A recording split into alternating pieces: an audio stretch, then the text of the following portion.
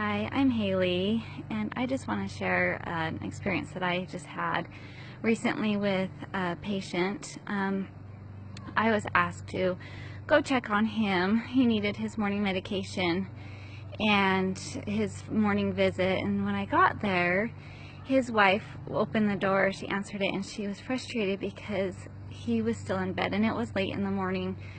And she had told me that she had made his morning coffee and she had made his favorite breakfast and really was trying hard to get him up, and she was frustrated and sad that he wouldn't get up, and she even told him the nurse was on her way. And so I politely asked if she would mind if I went back to see how he's doing, and she hesitated for a moment because her home was a mess and it was my first time there, and she didn't want me, having never seen her mess, to see it, and she was embarrassed. And I reassured her that it was okay, that she had a beautiful home. And I looked at her walls and I noticed there were artifacts and paintings and things that obviously they had traveled, and so I focused on that and I asked her about that, and immediately she warmed up and her let down her guard a little bit. And she just went on and told me about these memories of when her and her husband traveled when they were younger. And she walked me back to the bedroom, and sure enough, her husband was in bed, not wanting to get up. And I kind of talked with him for a minute, made sure that he was okay. I ruled out that he wasn't in any pain, or there wasn't a physical reason why he shouldn't get out of bed.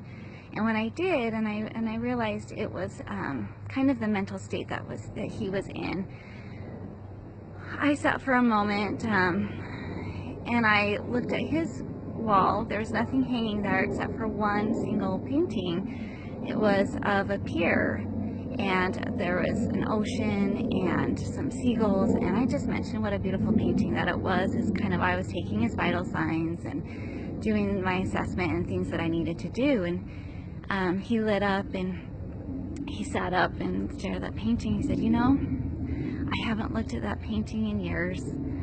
I used to look at it every morning and I'd count the seagulls in that painting. And even though I knew how many there were, I just loved to find them." So he asked me, "Can you see all the seagulls?" And I counted and I said, "Well, I see 5. And he said, "Well, there's a couple that are actually hidden." So I looked a little deeper and I saw that, and made him happy to look at that. And he thanked me, and immediately his countenance changed and he became more positive as he got up and was willing to get up and get dressed. And I asked him, "Would you like me to bring your medication in here, or would you like to get up and take it in the kitchen with your breakfast that your wife has made for you?" And he said, I'll get up and eat it in the kitchen." And I think as I was leaving, I thought, as a nurse, we go into patients' homes, and I'm so grateful for home health and for this opportunity where they really open up and we are able to connect on a personal level, and meet them and see them in their homes. And oftentimes they are depressed or they don't feel good, but it just takes one person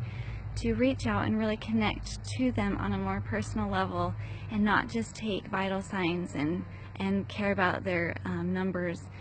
And he was grateful for that, and I thought that painting taught me a lesson. It taught me a lesson as a nurse to connect with my patients, to, you know, they're there, and to really look deeper for those seagulls, look deeper for, you know, into the patient's heart, and really connect with them. I'm grateful, so grateful to be a nurse with Aspire.